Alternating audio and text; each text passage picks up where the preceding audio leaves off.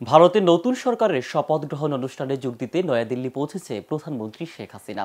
শনিবার সকাল 10:15টায় শাহজালাল আন্তর্জাতিক বিমানবন্দর বাংলাদেশ এয়ারলাইন্সের একটি ফ্লাইটে ঢাকা ছাড়েন প্রধানমন্ত্রী। ফ্লাইটটি ভারতের স্থানীয় সময় দুপুর 12টায় নয়াদিল্লির বিমানবন্দর পালাম এয়ারফোর্স স্টেশনে অবতরণ করে। বিমানবন্দরে প্রধানমন্ত্রীকে অভ্যর্থনা জানান ভারতে একটি উচ্চ পর্যায়ের প্রতিনিধি দল এবং দেশটিতে নিযুক্ত বাংলাদেশের হাই কমিশনার মোহাম্মদ মুস্তাফিজুর রহমান। রোববার প্রধানমন্ত্রী উপস্থিত থাকবেন নরেন্দ্র মোদীর অভিষেক আয়োজনে। এ নিয়ে টানা তৃতীয় মেয়াদে প্রধানমন্ত্রী হিসেবে শপথ নিচ্ছেন মোদী।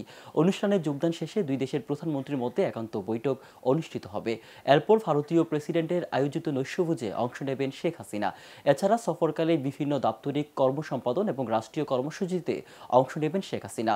সোমবার সন্ধ্যায় নয়াদিল্লির পালাম বিমানবন্দর থেকে ঢাকার উদ্দেশ্যে রওনা করবেন প্রধানমন্ত্রী। এর আগে গত বুধবার টেলিফোনে নরেন্দ্র মোদীকে শুভেচ্ছা জানান প্রধানমন্ত্রী শেখ হাসিনা।